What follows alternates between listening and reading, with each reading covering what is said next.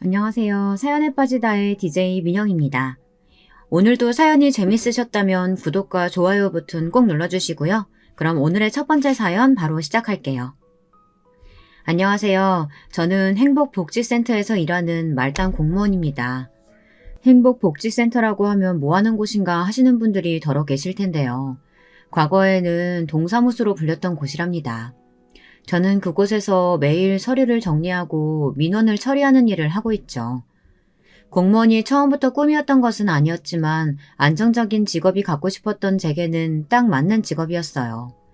저를 잘 아는 친구들은 제가 검사가 될 줄 알았다고 하더라고요. 공부를 잘한 것도 있지만 환경적으로도 법대 말고 다른 것을 생각하기 힘들다고 했죠. 하지만 저는 모든 사람들이 예상을 뒤엎고 고등학교를 졸업하고 바로 공무원 시험을 준비했습니다. 대학을 다니면서도 제 머릿속에는 어떻게 하면 빠르게 독립을 할 수 있을까 이 생각뿐이었고요. 그래서 저는 대학 졸업도 하기 전에 공무원 시험을 통과하고는 졸업하자마자 바로 동사무소로 발령이 받았답니다. 시골 동사무소로 발령받기를 원했지만 제 뜻은 받아들여지지 않았죠. 물론 저 역시도 쉽게 오케이 될 문제는 아니라는 것을 잘 알고 있었기 때문에 크게 실망하지는 않았습니다. 가족들은 이런 저를 별종이라고 부르면서 고개를 저었지만 저에게 있어서 가족이나 배경은 방해가 되는 존재일 뿐이었어요. 저는 연애할 때부터 한 가지 철칙이 있었어요. 절대로 법과 관련된 일을 하는 사람과 만나지 말자는 것이었죠. 무슨 그런 조건이 다 있냐 웃는 분들도 계시겠지만 저는 정말 진심이었답니다. 변호사니 검사니 하는 사람들, 저에게는 좋은 이미지가 아니거든요. 특히 야망 있는 변호사나 검사들은 질색이었죠. 그래서 대학 시절에도 법대 학생들과는 미팅은 물론 소개받을 때도 딱 잘라 거절을 했답니다. 얼마 뒤에는 저도 결혼을 하게 되었는데요. 남편 될 사람은 작은 개인 빵집을 운영하고 있답니다. 입소문이 나서 나름 인기 있는 곳으로 최근에는 확장을 해서 커피도 함께 팔고 있죠. 제가 이별을 힘들어할 때 위로가 되어준 곳이 바로 예비 신랑의 가게였어요. 아마 그 사건이 없었더라면 지금의 예비 신랑은 만나지도 못했을 거예요. 당시에는 참 힘들었지만 지금 생각하면 다행이다 싶기도 하네요. 저는 지금의 예비 신랑을 만나기 전에 결혼까지 준비했던 상대가 있었습니다. 제가 일하는 동사무소에서 처음 만났었죠. 민원을 해결하고 나가던 사람이 지갑을 두고 가면서 시작된 인연이었답니다. 오전에 왔던 전 약혼자는 퇴근 시간쯤 다시 와서는 지갑을 찾아가더라고요. 저는 그냥 그러나 보다 했죠. 그런데 퇴근하고 나오는데 앞에서 저를 기다리고 있더라고요. 저녁을 함께 먹을 수 있겠느냐고 하면서 말이죠. 딱 봐도 학생처럼 보이기에 공부나 하라고 말하고는 돌아섰습니다. 그런데 전 약혼자는 그 다음날도 또 그 다음날도 매일같이 제 퇴근 시간에 찾아와 똑같이 권하더라고요. 얼마나 가나 보고 있었는데 일주일이 넘도록 계속 오더라고요. 그래서 그 정성에 결국 저녁을 먹기로 했었죠. 전 약혼자는 말주변이 좋았어요. 함께 식사를 하는 동안 너무 많이 웃어서 밥을 입으로 먹었는지 코로 먹었는지도 모를 정도였죠. 시간이 얼마나 빠른지 전 약혼자와 밥을 먹고 나오니 많이 어둑해졌더라고요. 전 약혼자는 집까지 데려다 주겠다고 했지만 저는 정중하게 거절을 하고 감사했다고 말하고 헤어졌습니다. 그런데 전 약혼자가 제게 연락처를 알려줄 수 없겠냐고 하더라고요. 눈치채셨겠지만 제가 주희 씨한테 호감이 있어요. 그래서 이렇게 종종 저녁을 먹고 싶은데 주희 씨 생각은 어때요? 말씀은 고마운데 성민 씨 아직 학생이죠? 아닙니다. 대학 졸업했고 군대도 다녀왔어요. 지금은 시험 준비하고 있습니다. 공무원 준비하시는 걸까요? 어떤 시험인지는 모르지만 시험 공부 중이라면 더 이렇게 찾아오시면 안 되죠. 전 약혼자는 어떤 시험이냐는 제 물음에 말을 얼버무리더군요. 그래서 저는 공부가 중요하지 않겠냐는 말과 함께 잘 지내길 바란다고 하고는 헤어졌죠. 하지만 그 뒤로도 몇 번이나 찾아오더군요. 저는 한 번도 만나주지 않았고요. 몇 달 후 매일 찾아오던 전 약혼자의 발길이 뜸해졌어요. 저는 드디어 포기했나 보다 하고 있었는데요. 동료들은 아쉽지 않느냐고 물었지만 저는 별 생각이 없었습니다. 매일 찾아오던 사람이 연락이 뚝 끊긴 것이나 다름없어서 걱정이 된 것은 맞지만 그것도 잠시였어요. 그렇게 전 약혼자에 대한 기억이 희미해질 무렵이었죠. 한동안 보이지 않았던 전 약혼자가 다시 나타났어요. 멀끔하게 수트를 차려입고 퇴근 시간에 맞춰 나타나 늘 기다리던 그곳에 서 있었죠. 잘 지내셨어요? 저는 놀라기도 했지만 반갑기도 했어요. 어른들께서 얼굴이 환해졌다는 표현을 쓰시잖아요. 딱 그 말이 어울리겠더라고요. 정말이지 못 알아볼 정도였거든요. 저는 전 약혼자의 말에 잘 지냈으며 얼굴이 좋아 보인다고 답했죠.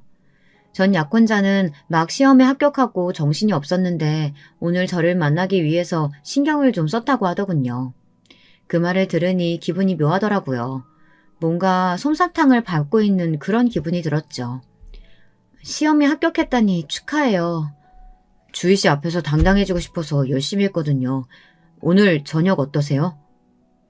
전 약혼자는 변함없이 제게 호감을 보이며 식사를 권했고 저는 기쁜 마음으로 응했습니다.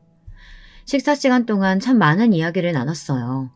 전 약혼자는 자신이 앞으로 어떤 사람이 되고 싶은지 자신의 앞으로의 계획에 대해 이야기를 해주었죠. 전 약혼자와 이야기를 나누는 것은 놀라움의 연속이었어요. 이렇게까지 가치관이 잘 맞는 사람이 있을까 싶더군요. 그래서 식사를 마치고도 근처 카페로 자리를 옮겨 이야기를 나눴죠. 시간이 늦어지자 전 약혼자는 조심스럽게 저를 집까지 에스코트하고 싶다고 말했고 이번에는 저도 거절하지 않았어요. 집 앞에서 전 약혼자는 자신과 진지하게 만나볼 생각이 없느냐고 물었죠. 두 번째 듣는 소리였는데 엄청 설레더라고요. 저는 생각해보겠다고 말하고는 또 보자는 말을 하고 헤어졌답니다.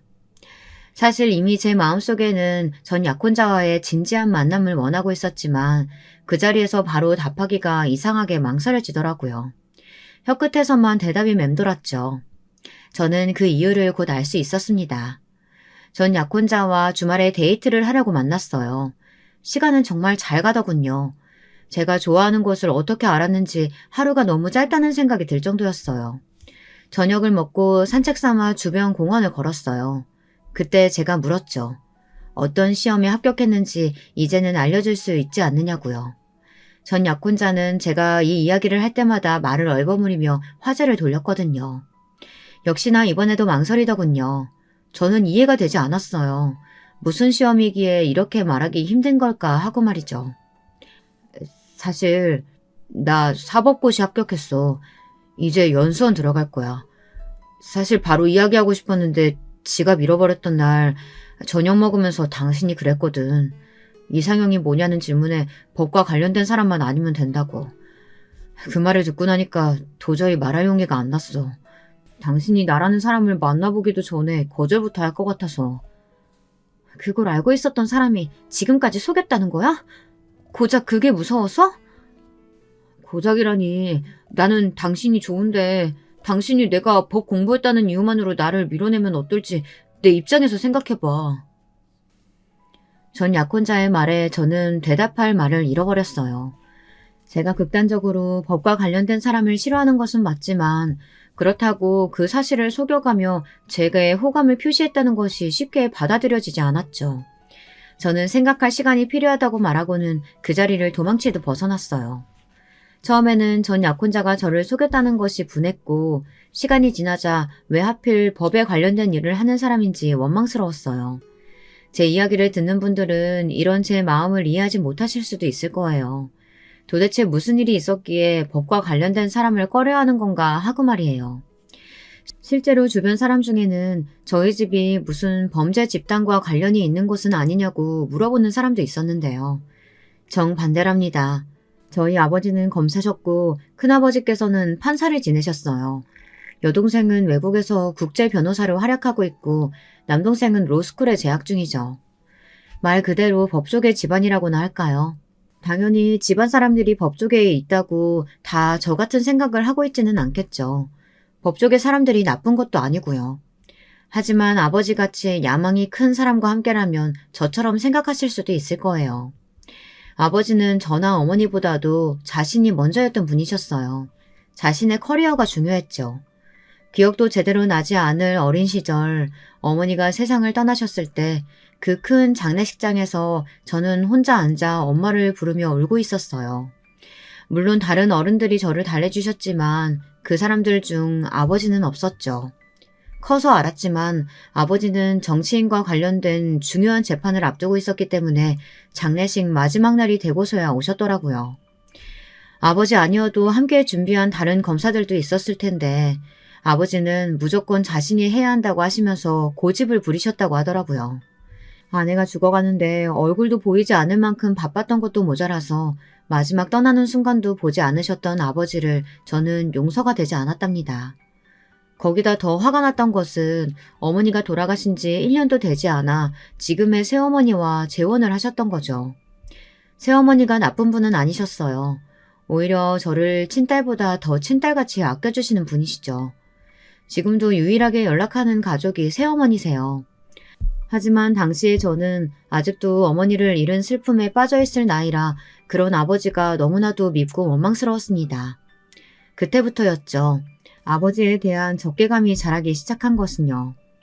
다른 사람들은 공감하지 못할 수도 있지만 나름 저에게는 상처고 아킬레스건이나 다름없는 부분이라 전 약혼자를 받아들일 수 없을 것이라고 생각했어요. 하지만 전 약혼자는 그런 제 마음을 어떻게든 돌려보려고 무척이나 애를 많이 썼습니다.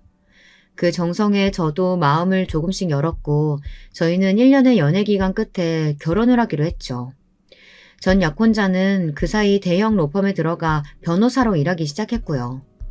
전 약혼자는 외동아들로 시아버지께서는 병으로 일찍 세상을 떠나셨고 시어머니 한 분만 계셨어요. 첫 인사를 드리는 날 저는 좋은 이미지로 기억되고 싶은 마음에 시어머니께서 좋아하신다는 꽃과 간식을 준비해서 갔습니다. 시어머니께서는 제가 긴장했던 것과는 전혀 다르게 화사한 미소를 지으시며 저를 환영해 주셨어요. 꽃을 보고는 소녀처럼 기뻐하셨죠. 전 약혼자가 누구를 닮아 이렇게 말주변이 좋은가 했더니 시어머니께서 정말 유쾌하고 재밌으시더라고요. 말씀하실 때마다 웃음이 터질 정도였죠.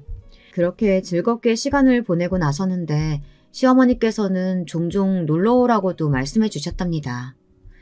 전 약혼자는 시어머니께서 저를 좋아하는 것 같다고 말하며 무척이나 행복해했죠. 저 역시도 마찬가지였어요. 환영받는 기분을 싫어할 사람이 누가 있겠어요. 그 뒤로도 몇 번 시어머니를 모시고 시간을 보냈는데요. 정말이지 이런 시어머니라면 결혼 생활도 힘들지 않겠다 싶을 정도였답니다. 그런데 이런 저의 생각이 와장창 무너지는 사건이 있었어요.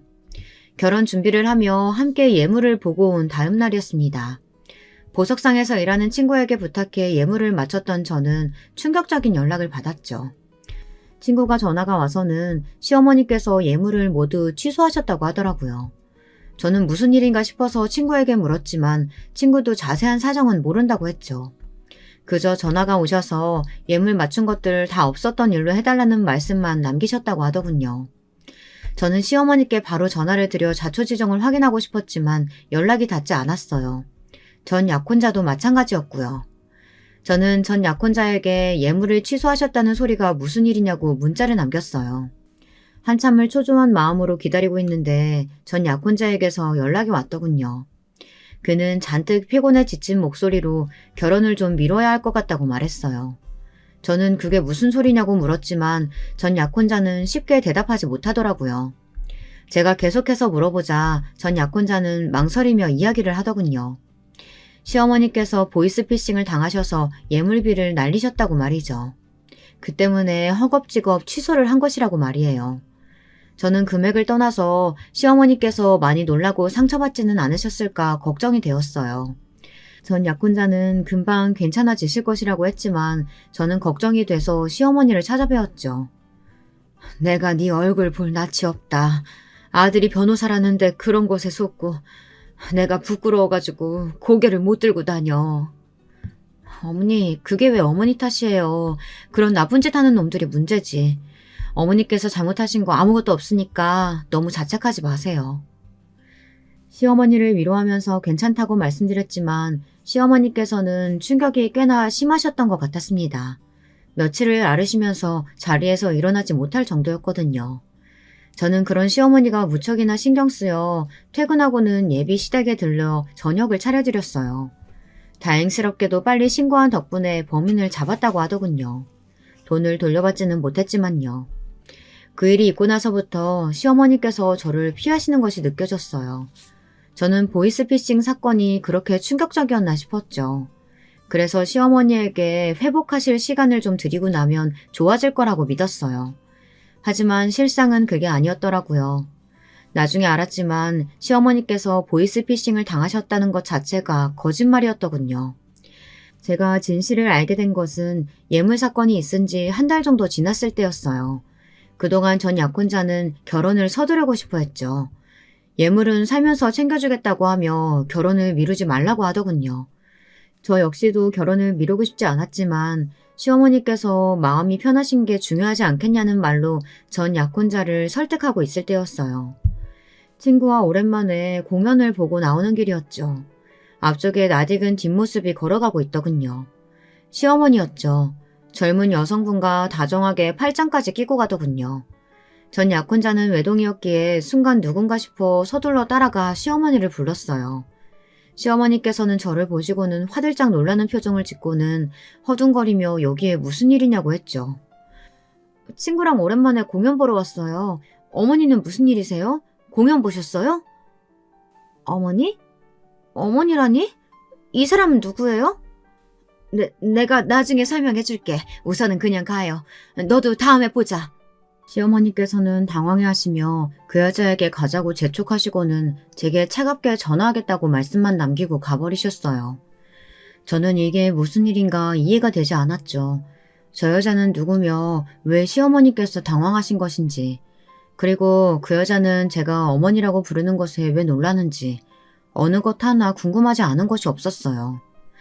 다음날 시어머니께서 전 약혼자 몰래 따로 좀 만났으면 좋겠다고 하셨죠. 저는 퇴근하고 집으로 가겠다고 했지만 시어머니께서는 시간 맞춰 자신이 동사무소 주변으로 오겠다고 하셨어요. 전 약혼자에게 재판 준비로 저녁에 볼 수 없다는 연락을 받은 상황이라 저는 그렇게 하겠다고 했죠. 전화를 끊고 나니 뭔가 쎄한 기분이 들었어요. 퇴근 시간까지 일이 손에 잡히질 않았죠. 불안한 마음으로 약속 장소로 나갔습니다. 시어머니께서는 언제 오셨는지 벌써 커피를 반이나 드셨더라고요. 저는 여기까지 무슨 일이시냐고 최대한 밝은 목소리로 이야기를 꺼냈어요. 하지만 시어머니의 반응이 좀 달랐어요. 어떻게든 분위기를 띄워보고 싶었는데 시어머니의 반응을 보니 저도 힘이 빠지더라고요. 시어머니께서는 커피를 한 모금 하시더니 청천벽력 같은 이야기를 꺼내셨어요. 그냥 우리 아이랑 헤어지는 것은 어떻겠니? 네? 갑자기 그게 무슨 말씀이세요? 헤어지라뇨? 내가 아무리 생각을 해봤지만 아무래도 너랑 우리 아들은 안 맞는 것 같아서 뭐 하나 딱딱 들어맞는 것이 하나도 없잖아. 아직 상견례도 안 했으니 그냥 결혼 접었으면 좋겠다. 물론 상견례는 저의 사정으로 뒤로 미룬 것이 사실이었어요. 아직 아버지와 제 사이가 원만하지 않다는 것이 문제였죠. 전 약혼자에게는 이런 상황에 대해 다 설명했어요. 100%까지는 아니지만 그래도 아버지와 제 사이가 나쁘고 동생들이 해외에 나가 있다는 것 정도는 고백했거든요. 새어머니와도 만났고요. 전 약혼자는 아버지께는 천천히 인사드리면 된다고 하며 그런 저를 이해해 주었습니다. 그런데 시어머니께서 갑자기 결혼을 없던 것으로 하자니 그동안 상견례를 미룬 제 딸 같아 입안이 씁쓸하더군요. 어머니, 상견례 때문이면 제가 아니, 설명 드릴 필요 없어. 오히려 잘된 일이지. 사실 상견례까지 했었으면 결혼 없기 더 어려웠을 것 아니냐. 다행스럽게도 서로 얼굴도 안 본 사이니 이쯤에서 정리하면 좋겠다. 어머니, 왜 갑자기 이렇게 결혼을 반대하시는지 이유라도 알려주세요. 그 이유도 알고 있나요? 너만 떨어져 나가면 내 아들은 내가 알아서 할 테니까 신경 끄고 이유 물었으니까 말은 해줘야지. 솔직히 네가 뭐 볼 게 있니? 우리 아들한테 뭘 해줄 수 있겠어. 고작 말단 공무원인 주제에. 시어머니는 저를 비꼬듯이 위아래로 훑어보시고는 제가 아들의 앞길에 방해가 되면 방해가 됐지 도움이 되지는 않을 것이라고 딱 꼬집어 말씀하셨어요. 막말로 돈이 많아서 로펌을 세워줄 수 있기를 하나, 그렇다고 연줄이 있어서 출세가도를 달릴 수 있게 앞길을 닦아줄 수 있기를 하나. 쓸모라고는 눈에 씻고 봐도 없잖아. 우리 아들 얼마나 잘 나가는 변호사인지 본인이 더 잘 알잖아. 안 그래? 시어머니의 말씀처럼 전 약혼자는 지금 다니고 있는 로펌에서도 촉망받는 기대주로 사건도 꽤나 굵직한 것들로 맡아가고 있더라고요. 전 약혼자는 자신이 노력한 만큼 보상받는 기분이 들어 너무 좋다고 자랑처럼 제게 이야기를 한 적이 있었죠. 저도 아는 사실을 시어머니께서 모르실 리가 없으니 시어머니께서 저렇게 이야기하시는 것도 이해는 되었습니다. 그게 그 사람 뜻이라면 충분히 결혼 없었던 일로 할 수 있는데요. 어머님이 원하시는 일이라면 저는 못 들어드리겠습니다. 그 사람이랑 충분히 이야기해보겠습니다. 내가 지금 헤어지라고 하는데 뭐? 어디다 말대꾸야? 결혼은 그이랑 제가 하는 거잖아요. 어머니, 그이가 저랑 결혼하기 싫다고 하면 저는 깔끔하게 헤어지겠다고요. 그런데 어머니께서 찾아오셔서 헤어지라고 하시는 거라면 저는 따를 수 없네요.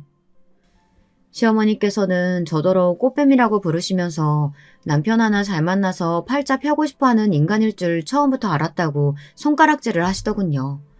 화가 머리끝까지 났지만 저는 최대한 침착하게 일어나 시어머니께 정중하게 인사를 드리고 나왔습니다.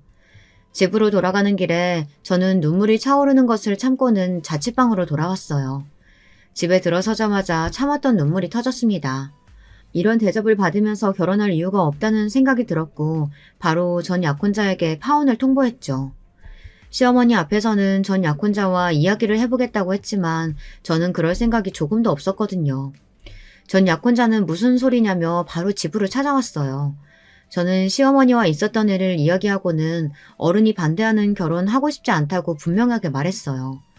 전 약혼자는 시어머니가 오해하신 것이라고 말하더니 저와 헤어지는 일은 없을 것이라고 했죠. 저는 이미 마음 정리 끝났다고 했지만 전 약혼자는 시어머니를 설득하겠다고 말하고는 몇 번이나 헤어질 수 없다는 소리를 반복하고 쫓겨났습니다. 전 약혼자의 든든한 모습에 마음이 흔들린 것도 사실이었어요. 저 아니면 안 된다고 말하는 전 약혼자를 믿고 싶은 마음도 컸죠. 하지만 시어머니는 만만한 상대가 아니었어요. 다음 날은 쉬는 날이라 모처럼 집에서 쉬고 있었는데 시어머니께 전화가 오더군요. 받을까 말까 고민하는 사이 부재중으로 넘어갔죠. 그런데 무슨 일인지 또 전화를 하시더라고요. 저는 3번째 부재중이 찍히고 나서야 시어머니의 전화를 받았습니다. 시어머니는 전화를 받자마자 자신의 전화를 왜 피하느냐고 소리를 지르셨어요. 저는 더 이상 하실 말씀이 없으시냐고 물었지만 시어머니께서는 노발대발 화를 내시느라 알 수 없는 말들만 잔뜩 하시더라고요. 저는 소리만 지르실 거면 전화를 끊겠다고 말했고 그제야 시어머니께서는 화를 가라앉히시고 말씀을 시작하셨어요. 헤어지라고 했다고 그걸 바로 이르기를? 저한테 그렇게 말씀하실 때 이런 일이 일어날 거 예상도 못 하셨어요? 저 혼자 헤어진다고 하면 헤어지는 것이 되나요? 아니잖아요. 무슨 말도 안 되는 트집이세요. 내가 이런 이야기까지는 안 하려고 했는데 너 말고도 우리 아들 탐내는 사람이 얼마나 많은지 알아? 너 같은 것들 비교도 되지 않을 그런 사람들이 줄을 섰어. 그러니까 저한테 이러지 마시고 아드님이랑 이야기하시라고요. 저는 헤어지겠다고 했는데 죽어도 안 된다고 하는 사람은 그이거든요. 시어머니께서는 제 말에 충격을 받은 사람처럼 거짓말하지 말라고 하시며 전 약혼자가 그럴 리 없다고 하더라고요. 저는 어제도 분명 헤어지겠다고 말했지만 절대 그런 일은 없다고 하고는 갔다고 말씀드리면서 지금 이렇게 저한테 전화를 걸어 화를 내시는 것도 전 약혼자가 시어머니께 헤어지지 않겠다고 말했기 때문 아니냐고 물었죠. 시어머니께서는 잠시 말을 잃으셨어요. 하긴 전공을 찔린 것이나 다름없는데 무슨 할 말이 있겠습니까? 하지만 잠시 숨을 돌린 시어머니께서는 놀라운 이야기를 하셨어요. 예물 취소한 날 내가 진짜 보이스피싱에 걸렸다고 생각해? 그래서 우리 아들이랑 네가 연락도 못했다고? 그게 무슨 말씀이세요? 그럼 보이스피싱이 사실이 아니란 말씀이세요? 내가 그런 것에 속을 사람일 줄 아니? 그날 내가 우리 아들이랑 누구 만나고 있었는지 알아? 아들이 다니는 로펌 최고 변호사님. 그 사람 만나고 있었어. 그분이 자기 조카를 소개시켜 주셨거든. 치과 의사라고 하던데 왜? 너도 봤잖아, 공연장에서. 시어머니의 말에 머릿속이 하얗게 변하는 기분이었어요. 공연장에서 허둥거리며 저를 밀어냈던 것이나 제가 어머니라고 부르는 말에 놀랐던 여자의 얼굴이 생생하게 떠올랐죠. 제가 말이 없자 시어머니께서는 신이 난 목소리로 말씀하셨어요. 그 집에서 얼마나 우리 아들을 만족스러워하는지, 그러나면 바로 로펌에서 한 자리 크게 내준다고 하더라고. 집은 그 어디냐, 강남 부자촌, 하여튼 거기로 마련해주고 차도 새로 뽑아준다고 하고, 우리 아들한테만 잘해줘도 충분한데 홀어머니 혼자 둘 수 없다고 나까지 부자촌에 집 마련해주겠다고 하더라. 이렇게 파격적인 조건이 있는데 내 눈에 너 같은 애가 찰 리가 있겠니?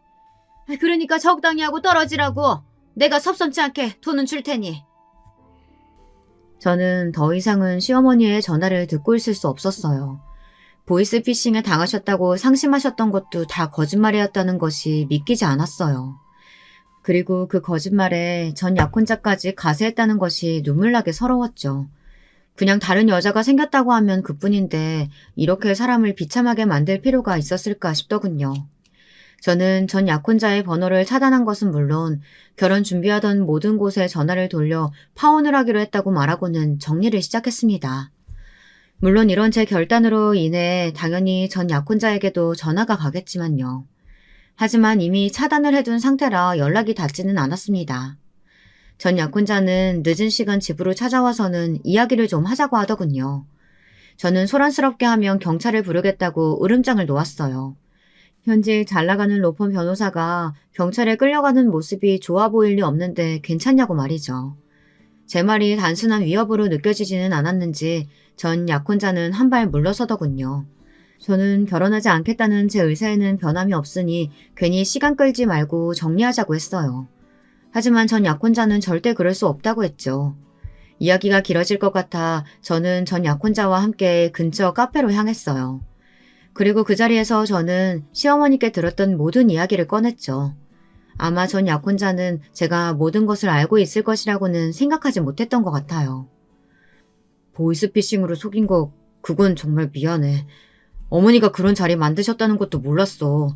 당신한테 예물 취소한 변명을 그렇게 하셨을 것이라고는 상상도 못했고. 속여서 정말 미안해. 그것만이 아니잖아.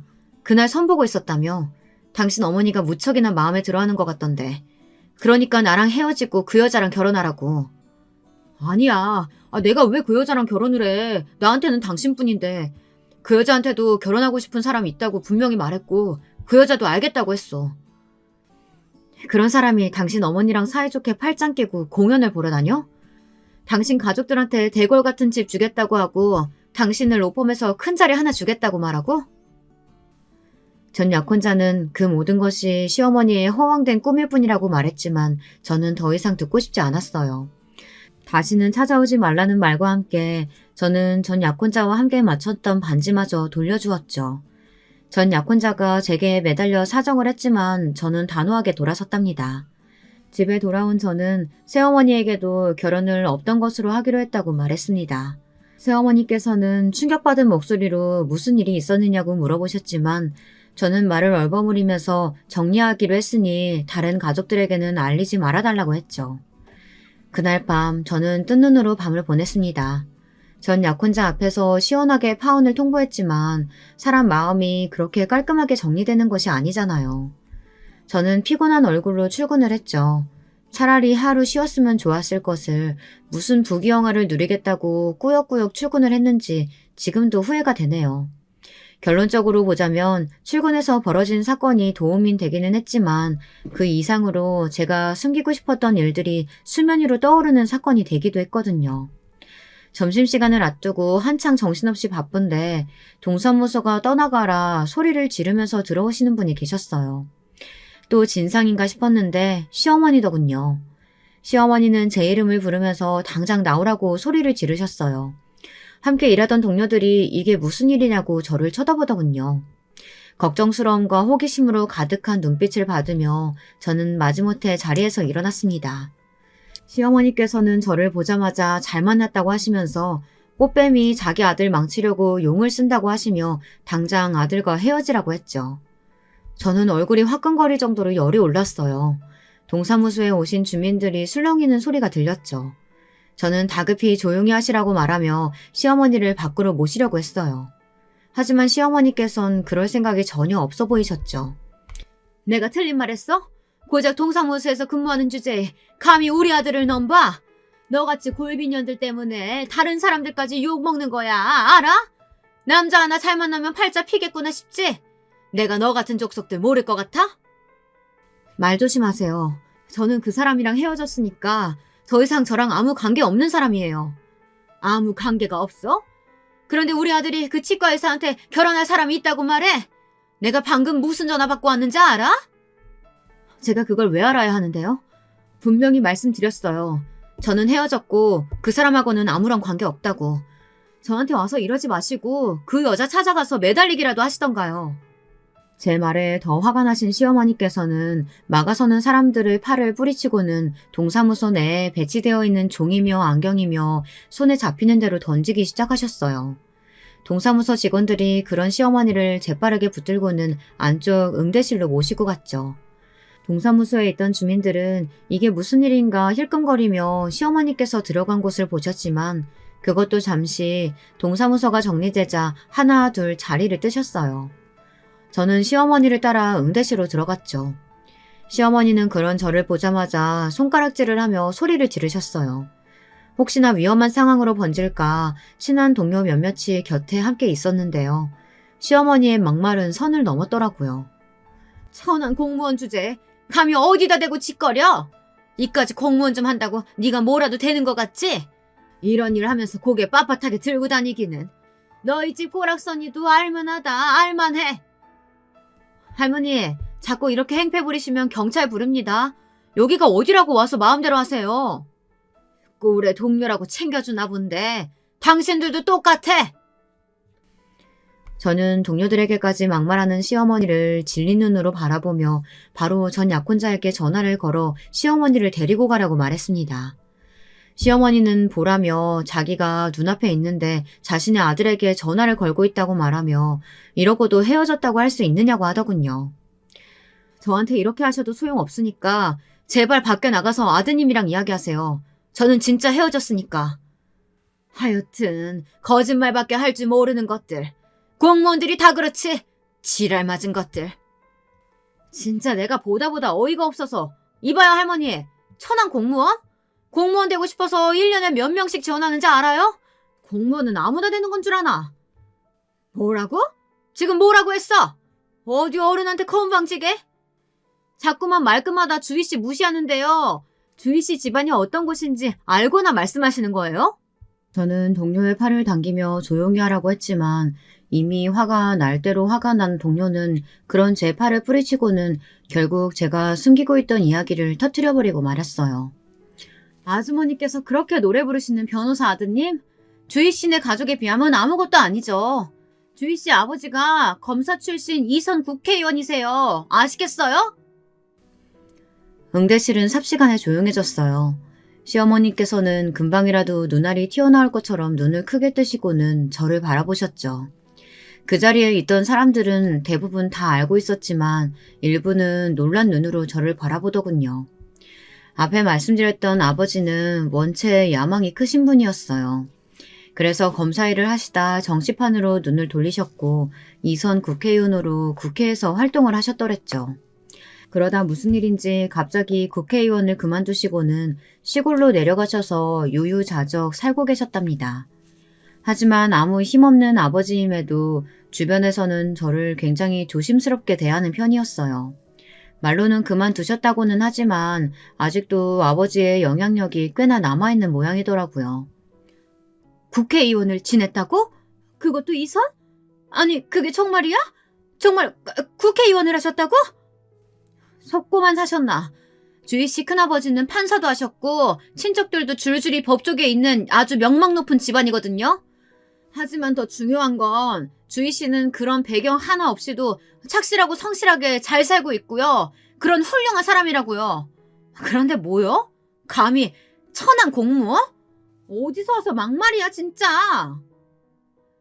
평소에도 거침없이 사람들에게 자기 할 말은 다 하는 동료는 이런 자리에서도 멈추질 못하더군요. 저는 더 이야기하려는 동료를 겨우 말리고는 시어머니께 더 이상 소란 피우지 말고 나가달라고 했어요. 시어머니께서는 제게 정말 아버지가 국회의원이냐고 물어보셨지만 저는 대답하지 않았죠. 때마침 전 약혼자가 나타나더군요. 엉망이 된 동사무소를 보면서 전 약혼자는 왜 여기 와서 일하시느냐고 소리를 질렀어요. 시어머니께서는 전 약혼자에게 저희 아버지가 국회의원이었다는 것을 알고 있었느냐고 하셨죠. 저는 전 약혼자에게 거기까지는 말하지 않았기 때문에 대신해서 대답하려고 했어요. 하지만 더 충격적인 일이 남았더라고요. 전 약혼자는 이미 저희 아버지가 누군지 알고 있더라고요. 저는 언제부터 알고 있었느냐고 놀라서 물었지만 전 약혼자는 신경질적으로 넥타이를 풀고는 시어머니께 화를 내고 있었죠. 여기까지 어떻게 하는데 이걸 다 망치세요. 제가 적당히 하고 그냥 넘어가려고 했잖아요. 주희랑 결혼하는 게 더 이득이니까 길게 보고 좀 가만히 있으라고 했는데 왜 말귀를 못 알아들으세요? 아니 나는 아무리 생각해도 이대로 결혼하는 건 너한테 그러니까 그걸 왜 어머니가 판단하시냐고요. 제가 말씀드렸잖아요. 충분히 저울질했다고. 제가 그깟 사랑 때문에 주희랑 결혼한다고 생각하세요? 주판 다 때려보고 결정했는데 이렇게 망치시면 어떻게 하냐고요. 저는 전 약혼자의 충격 고백에 정신을 차릴 수가 없었어요. 그러니까 전 약혼자는 제가 누구인지 저희 아버지가 어떤 사람이고 저희 집안이 어떤 곳인지 다 알고 제게 접근을 했던 것이었죠. 너무 놀란 제가 휘청거리자 방금까지 같이 소리를 높여주던 동료가 부축하며 이게 무슨 소리냐고 물었어요. 저 역시도 모든 상황을 다 이해한 것은 아니라 고개만 저었죠. 저는 떨리는 목소리로 전 약혼자에게 물었습니다. 정말 다 알고 있었느냐고 말이죠. 전 약혼자도 이제 다 끝났다 싶었는지 짜증 섞인 말투로 대답하더군요. 당연하지. 그럼 그것도 모르고 접근했겠어? 처음에야 당연히 몰랐지. 그냥 내 스타일이다 싶어서 40패스 전에 가볍게 놀아볼까 싶었고. 그런데 알고 봤더니 당신은 엄청난 사람이더라고. 그래서 시험 합격하고 나서 무조건 당신이랑 결혼하려고 공을 좀 들였어. 당신이랑 결혼만 하면 국회의원 장인어른은 물론이고 든든한 뒷배가 생기는 거잖아. 물론 갑자기 국회의원 그만두실 것까지는 생각하지 못했었는데 그래도 그 정치 배경이 어디 가겠어? 그러니까 그걸 노리고 나하고 결혼하려고 했던 거야? 그래서 당신 어머니가 헤어지라고 길길이 날뛰었을 때도 설득하겠다고 했던 거고? 당연하지. 물론 치과 의사라는 여자 만나볼까도 생각했어. 몇 번 데이트도 했고. 근데 그 여자가 줄 수 있는 것들 당신도 다 가지고 있잖아. 아니지. 당신이 더 많이 가졌지. 그래서 딱 회사 끝내고 노선 정했는데 진짜 어머니가 이렇게 초를 칠 줄이야. 저는 너무 어처구니가 없어 헛웃음만 나오더라고요. 그 와중에도 전 약혼자는 머리를 굴리며 이 상황을 어떻게 넘겨야 할지 고민하더군요. 그 모습에 참다 못한 저는 전 약혼자의 뺨을 세게 쳤습니다. 쫙 하는 소리가 공간에 울리고 전 약혼자는 예상하지 못했다는 얼굴로 저를 바라보았어요. 저는 한 대 더 칠 생각으로 손을 올렸지만 전 약혼자에게 막히고 말았죠. 시어머니는 자기 아들 얼굴에 손찌검을 했다고 제게 달려드셨지만 동료들에게 막혀버렸어요. 전 약혼자는 무식하게 이게 무슨 짓이냐고 했지만 저는 담담하게 막아선 제 손을 빼고는 전 약혼자의 무릎을 사정없이 발로 찼습니다. 제대로 맞았는지 쩔뚝거리며 무슨 짓이냐고 소리를 지르는 전 약혼자를 보며 저는 말했습니다. 내가 내 배경을 얼마나 끔찍하게 여기는지 잘 알면서 접근했으면 이 정도는 각오했어야지. 그럼 이 상황에서 내가 눈물이라도 흘리면서 비련의 여주인공처럼 주저앉을 줄 알았어? 내가 왜? 뭐? 진짜 집에서도 별종이다 싶더니만 머리에 무슨 이상 있는 거 아니야? 어디서 교양 없이. 교양? 그럼 너는 교양이 차고 넘쳐서 이런 일을 저질렀니? 내 배경이 그렇게 탐났다고. 그래서 결혼하려고 했다고. 좋아. 그럼 앞으로 내가 너한테 어떻게 하는지 잘 봐. 그렇게 너 같은 새끼가 탐냈던 배경으로 힘으로 내가 널 어떻게 할지 똑바로 보라고. 아마 전 약혼자는 제가 복수를 할 것이라고는 조금도 생각하지 못한 얼굴이었어요. 자신의 예상과 다르게 흘러가는 전개에 많이 놀란 얼굴이었죠. 동료들은 그런 시어머니와 전 약혼자를 밖으로 내보냈습니다. 동료는 괜찮냐고 물었지만 당연히 괜찮지 않았죠. 저는 바로 새어머니께 전화를 드렸고 집으로 가겠다고 말을 했어요. 제가 충격받은 것을 걱정하셨는지 위에서는 저더러 퇴근을 하라고 하더군요. 버티고 앉아있기에는 너무나도 큰 소란이 있었기에 저는 바로 인사를 드리고 집으로 향했습니다. 시골집 앞에 선 저는 선뜻 들어가기가 망설여졌어요. 시골로 이사를 간 뒤 한 번도 찾아온 적이 없었거든요. 제게 있어서 집이란 제가 살고 있는 자취방이 전부라고 생각했고요. 저는 몇 번이나 망설이다가 벨을 눌렀습니다. 문이 열리고 안으로 들어서자 정원에 나와 계시던 아버지와 눈이 마주쳤어요. 시골로 오시면서 반려견을 키우고 계신다고 하더니 견종을 알 수 없는 묘하게 생긴 아이들이 4마리나 있더라고요. 저를 본 아이들은 엄청 반갑게 꼬리를 치고는 제게 몰려들어 냄새를 맡기 시작했죠. 아버지께서는 위험한 아이들 아니니 잠깐 그렇게 서있다 들어가자고 하시고는 말없이 제 손에 들고 있던 가방을 옮겨 드셨어요. 눈물 한 방울 나지 않았는데 그런 아버지의 뒷모습을 보니 저도 모르게 눈물이 터져버렸죠.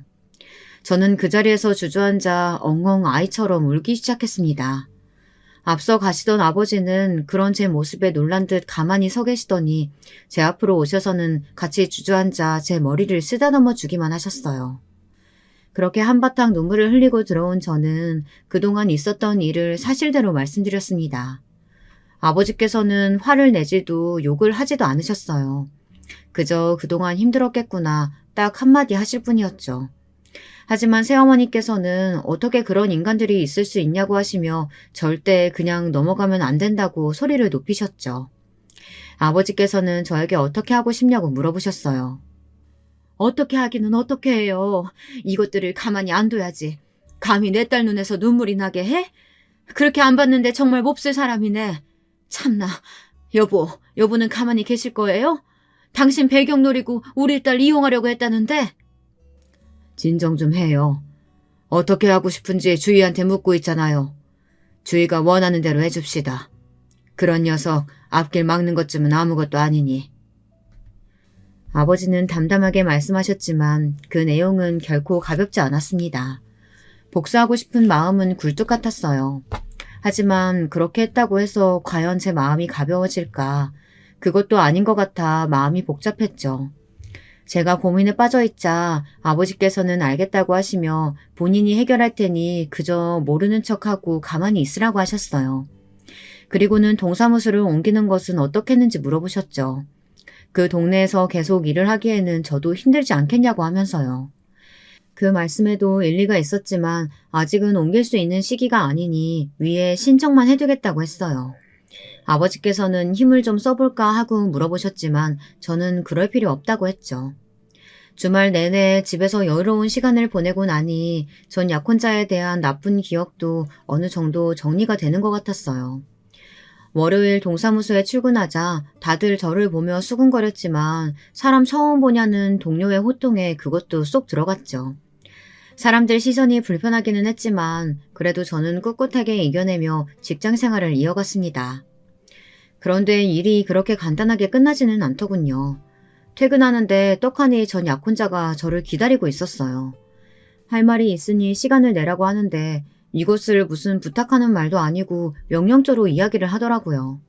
저는 다시는 볼 일 없는 거 아니었냐며 꺼지라고 말했지만 전 약혼자는 막무가내로 저와 이야기를 해야겠다고 했죠.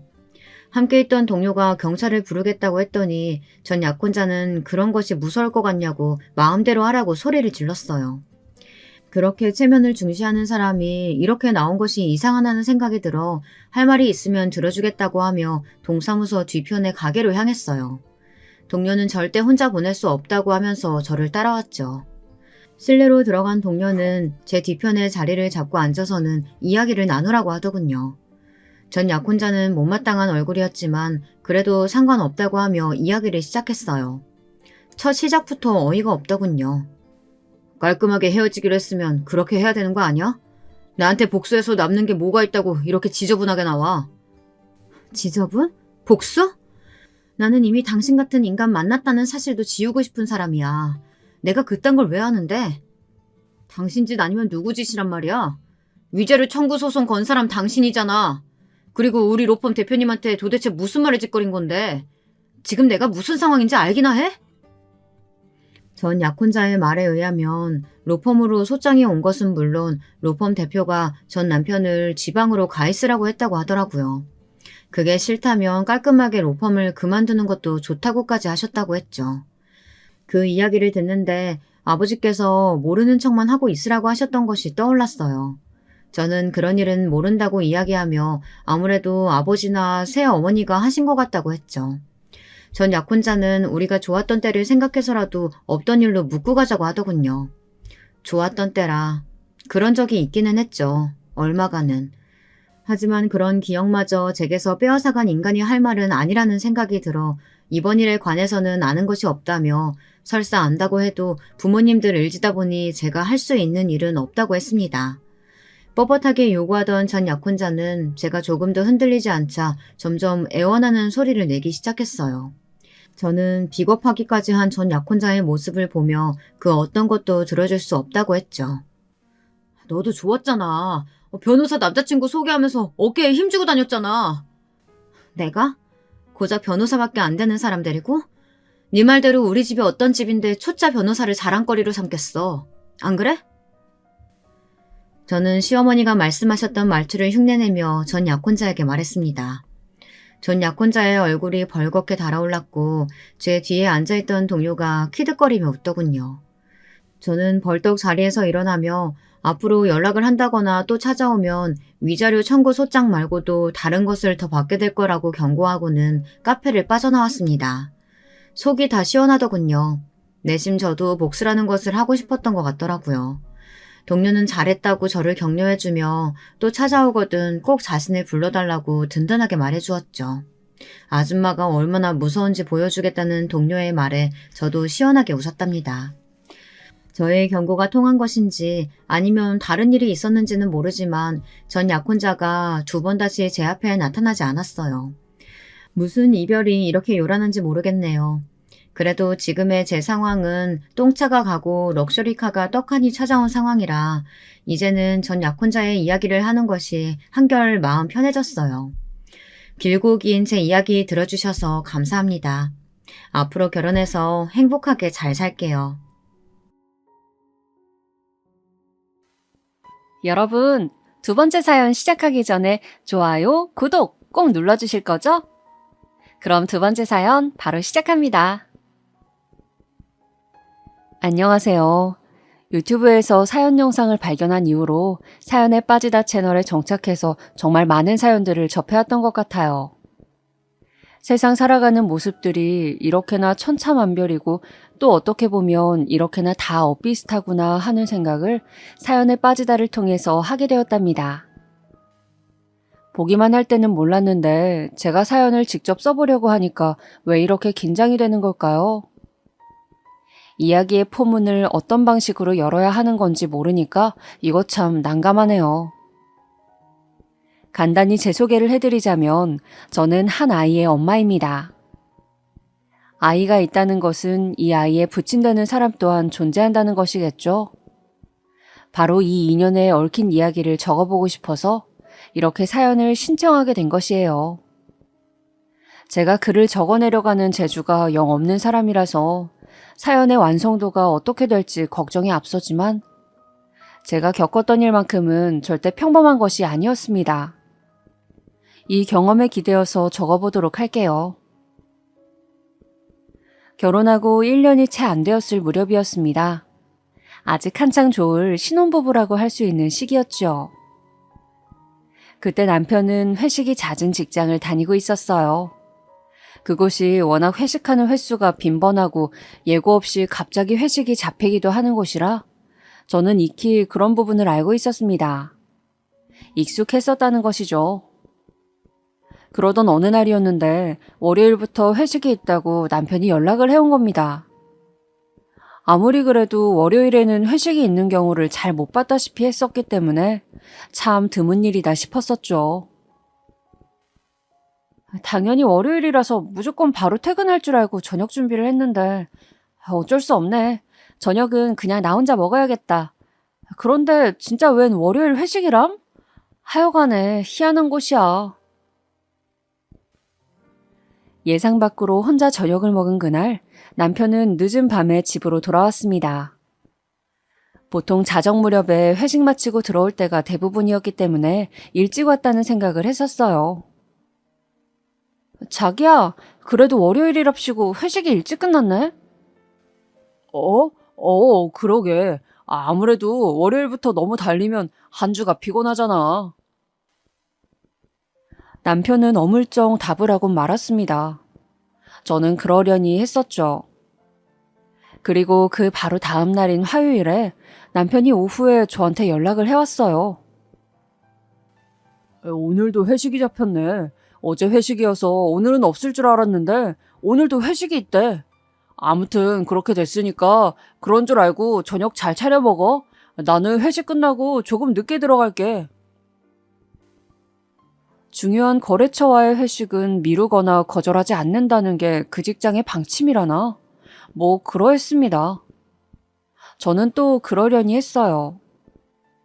이러한 사실에 대고 제가 믿고 말고 할 것도 없었고 가타부타 말을 얹을 것도 없었으니까요. 이틀 연속 회식이니까 몸에 무리가 가지 않도록 술은 적당히 조금만 마시고 안주나 잘 챙겨 먹으라고 제가 당부를 했습니다. 알겠다고 대답하던 남편은 그날 자정이 되기 전에 귀가를 하였어요. 자기 왔어? 그래도 내 생각보다 좀 일찍 왔네. 어? 어쩌다 보니 뭐 시간이 딱 이렇게 됐어. 좀 출출한데 간단히 뭐 먹을 거 없을까? 내가 시원하게 콩나물 넣고 라면 끓여줄게. 자기 콩나물 라면 제일 좋아하잖아? 이럴 때 내가 서비스 해준다. 우리 여보야가 해주는 콩나물 라면이 세상에서 최고로 맛있지. 그럼 나 얼른 옷만 갈아입을게. 라면 바로 끓여줘. 회식 자리에서 음식을 잘 못 챙겨 먹어서 출출한가 보다 싶었습니다. 저는 회식 자리에 늘 불려가는 남편을 위하는 마음으로 그 늦은 시간에 열심히 맛있는 라면을 끓여냈지요. 그리고 남편이 라면을 먹는 동안 맞은편에 앉아서 이런저런 대화를 나누었어요. 회식이 2차, 3차 이렇게 이어지는 경우가 대부분인데 어제 오늘은 그냥 깔끔하게 1차를 길게 하는 것으로 마무리를 지었다고 남편이 그렇게 말을 했습니다. 그래서 평소의 예상보다 일찍 온 거구나 싶었어요. 이제 자려고 침대에 누운 지 얼마 안 되었을 때 남편이 작게 코를 고는 소리가 들려왔습니다. 으이구, 얼마나 고단했으면 눕자마자 바로 잠이 들어. 코까지 도롱도롱 골면서 벌써 잘도 자네. 저는 그런 남편에게 이불을 제대로 덮어주다가 문득 남편의 머리맡에 있는 휴대폰을 쳐다보게 되었습니다. 하필 딱 그 순간에 마치 운명과도 같이 남편의 휴대폰이 반짝 빛을 내는 것이 아니겠어요? 메시지가 도착하면 남편의 휴대폰에서 그 불빛이 한 번씩 반짝거렸거든요. 그러니까 그 야심한 시각에 누가 남편한테 메시지를 보냈다는 의미였습니다. 언제부턴가 이 사람이 휴대폰을 무음으로 해놓기 시작했었지? 우리 결혼하고 얼마 안 됐을 때까지만 해도 진동소리, 벨소리가 들렸던 것 같은데 갑자기 언제부턴가 무음으로만 해두었단 말이야? 자기 휴대폰을 꼭꼭 손에서 놓지도 않았고. 갑자기 잠이 달아난 저는 의미심장한 생각들을 이어가고 있었습니다. 남편이 완벽하게 골아떨어진 바로 지금이 최고의 적기라는 판단이 들었죠. 그 휴대폰을 집어다가 화면을 켜보니까 잠금이 걸려 있었습니다. 천만다행인 것은 비밀번호가 걸려있는 게 아니고 지문인식 잠금이었단 사실이었죠. 저는 곤히 잠든 남편의 손에 휴대폰 화면을 살그머니 가져다 댔습니다. 손가락이 접촉하는 순간 휴대폰의 잠금이 풀렸습니다. 그때부터 제 심장이 두근거렸죠. 과연 이상한 게 있을까? 에이 설마 내 남편이 얼마나 바쁜 사람인데 그리고 나 같은 마누라를 두고 설마 이상한 짓을 벌였으리라고. 무엇보다 신혼인데. 그런 믿음으로 남편의 휴대폰을 확인해본 저는 방금 전에 도착한 메시지를 보고 심장이 쿵 내려앉고 말았습니다. 오늘 너무 좋았어. 나는 아직도 여운이 가시지 않는 것 같아. 오빠 덕분에 나 좋은 꿈 꿀게요. 오빠도 잘 자. 사랑해. 너무나도 수상한 메시지의 내용, 그리고 저장된 발신자의 이름은 분명한 여자 이름이었습니다. 진짜 손이 덜덜 떨리더라고요. 바로 저의 옆에서 곤히 잠든 남편의 모습을 보면서 아닐 거야 라는 한 줌의 희망을 품었습니다. 그리고 남편의 휴대폰에서 갤러리에 들어가 사진들을 다 찾아봤죠. 그랬더니 발견이 되었어요. 딱 봐도 저보다 나이가 어린 것 같은 여자의 사진이 말입니다. 예쁘장한 얼굴을 그 여자와 남편이 딱 붙어서 찍은 사진도 있었지요. 정말 참담하였습니다. 어떻게 이런 일이 있냐면서 속으로 울분을 삼키던 저는 곧 더한 충격을 마주하여야만 했어요. 다시 생각해도 너무 화딱지가 나는 부분인데요. 그건 바로 남편이 저를 남자 이름으로 저장해놨었단 사실입니다. 회식 자리에서 술 많이 마시지 말라는 메시지, 그거 제가 남편에게 보낸 것이었습니다. 번호도 제 번호가 맞았습니다. 그런데 다만 저장되어 있는 이름이 박성권, 누가 보아도 남자 이름이었죠. 심지어 저는 박 씨도 아닌데요. 금세 상황 파악을 할 수가 있었습니다. 속이고 있구나. 나보다 어려 보이는 그 여자애를 자기가 유부남이 아닌 것처럼, 여자가 따로 없는 것처럼 속이면서 만나고 있기 때문에 내 번호를 남자 이름으로 저장해둔 거야. 이런 우스운 파렴치한을 다 봤나? 슬프고 분한 심정이었지만 희한하게도 그 상황에서 눈물이 나진 않았습니다. 그 당시에 제 성정이었다면 충분히 울고도 남았을 텐데 제가 생각해도 신기하네요. 심장이 차갑게 식으면서 눈물이 나오는 통로를 얼려버렸나 봐요. 혹은 너무 어이가 없어서 웃는 것조차 까먹었던 것일지도 모르죠.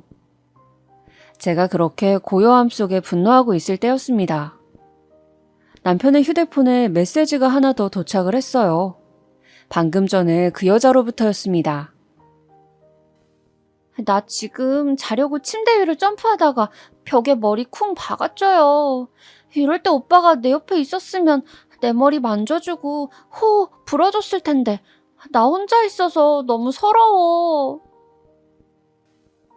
그 내용을 보자마자 코웃음이 쳐졌습니다. 이 여자랑 대화를 나눠봐야겠다는 생각이 불현듯 들어서 저는 바로 통화 버튼을 눌렀어요. 조용히 일어나 방을 빠져나간 저는 베란다에서 남편의 바람 상대와 그 야심한 시각에 통화를 하였습니다. 나 이 남자 와이프 되는 사람이에요. 그쪽 자기소개 좀 해주실래요? 제 말을 듣자마자 상대방이 자지러지게 놀라더군요. 맹세코 유부남인 거 모르고 만났다면서 펄쩍 뛰었습니다. 몇 살이냐고 물었더니 저보다 3살이 어리더군요. 남편은 자기가 결혼했다는 사실을 절대 밝히지 않았으며 그런 뉘앙스를 풍기지도 않았대요. 그 여자의 주장으로는 그랬습니다. 어떻게 알게 된 사이냐고 물으니까 번화가의 술집에서 합석을 하면서 알게 되었다고 대답을 하더군요. 이 부분도 기가 막혔어요. 하도 회식이 많은 직장에 다니는 대신에 개인적인 술자리는 가지지 않는다고 주장해왔던 사람이 바로 남편이었거든요. 그런데 개뿔이 남편은 저를 속이고 버젓이 술자리로 놀러 다녔던 것입니다. 그때 오빠가 누구랑 술집에 왔냐고요? 그냥 친구로 보였어요. 말씀하신 것처럼 회사에서 나온 회식 자리로는 보이지 않았어요. 그냥 친구로 보이는 분들하고 넷이서 같이 있었어요.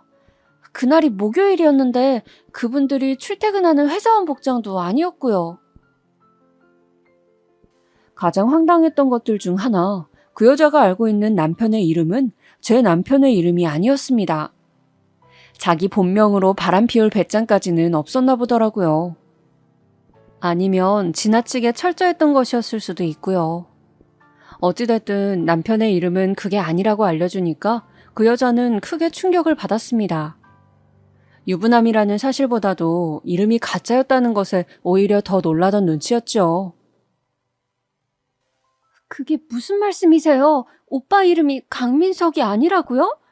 분명히 제가 한 달 동안 만난 오빠는 강민석이 맞는데요. 이해를 못 하시는 거예요? 제 남편 이름은 강민석이 아니라 김인창이에요.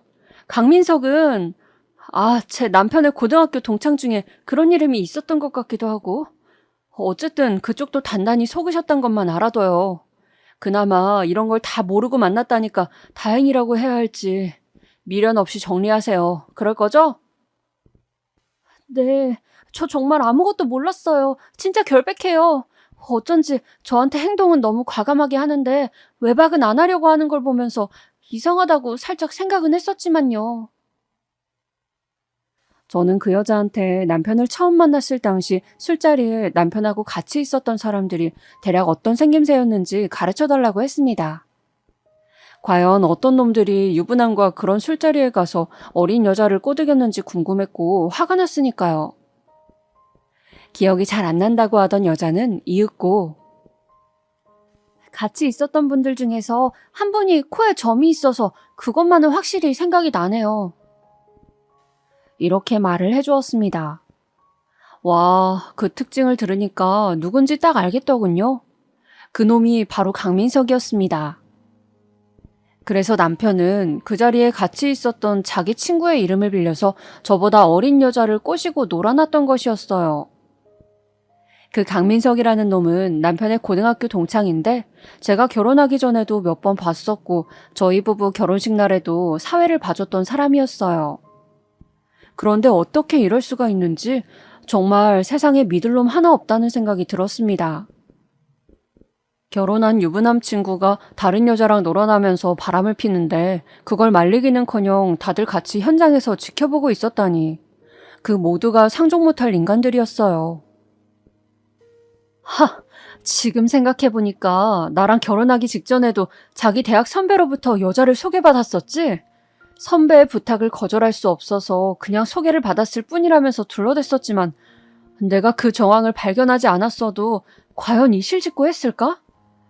그때 어물쩡 사과를 받고 넘어갔던 게 잘못이었을 수도 있어. 첫 단추부터 잘못 깨어졌던 거야. 결혼하기 전에 있었던 작은 일화가 생각나면서 저는 그제야 눈시울이 뜨거워졌습니다. 깊어온 새벽에도 저는 잠에 들지 못했어요. 실망과 미움보다는 사랑하는 마음이 더 컸었기에 하였던 결혼이었는데 정말 머리가 복잡했습니다. 곤히 자고 있는 남편의 곁으로 가기도 싫어서 그냥 거실 소파에서 계속 있었어요. 이걸 대체 어떻게 수습하고 누구에게 털어놓고 상담을 받아야 할지 그저 막막했습니다.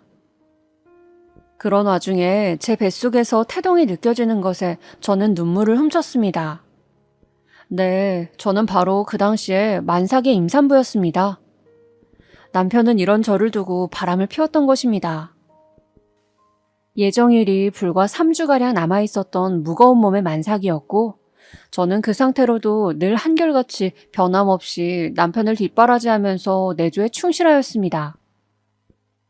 바깥일 하느라 고생하는 남편, 잦은 회식 자리에 불려가느라 피곤한 남편을 위하고 걱정하느라 늘 전전긍긍하였죠.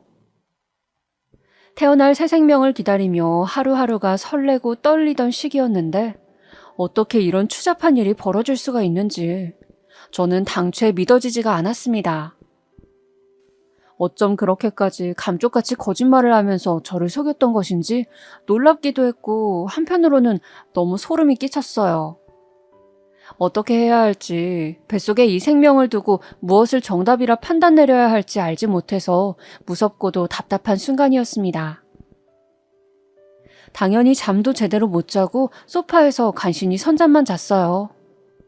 그러다가 울리는 알람 소리에 습관처럼 무거운 몸을 이끌고 부엌으로 가던 저는 울분이 치밀어 올랐습니다.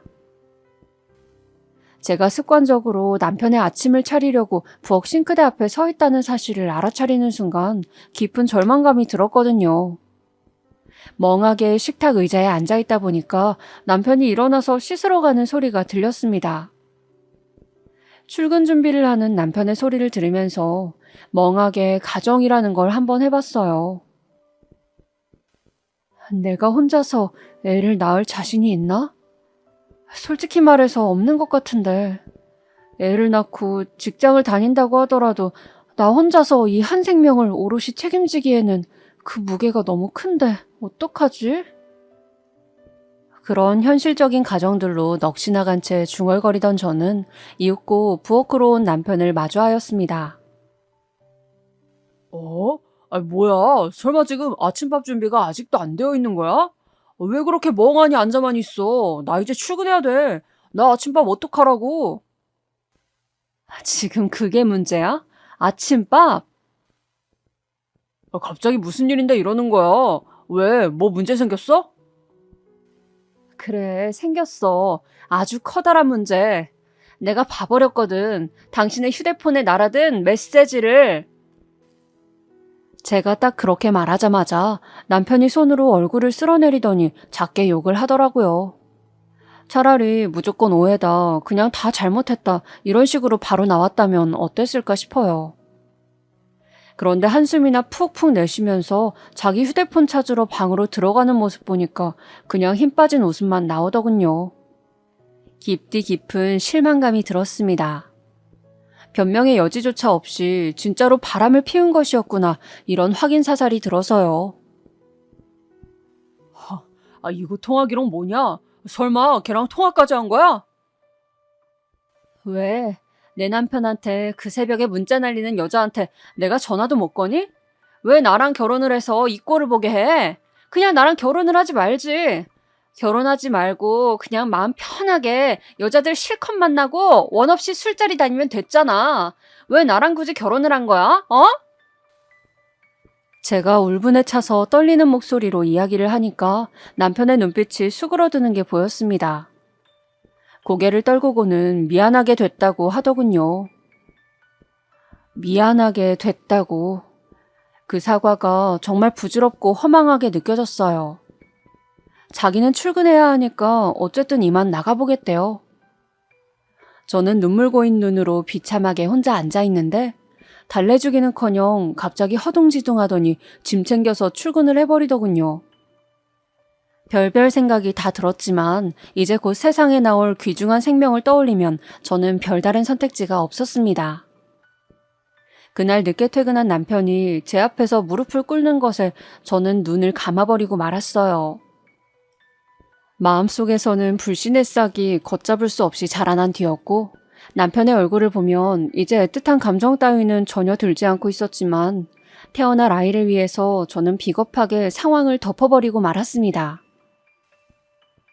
아이는 예정일보다 일주일 빠르게 세상에 태어났어요. 눈에 넣어도 아프지 않다는 말이 무엇인지 저로 하여금 깨닫게 해준 존재였습니다. 귀중한 아들을 보면서 저는 위안과 슬픔을 동시에 느꼈습니다. 그냥 눈물이 막 나더라고요.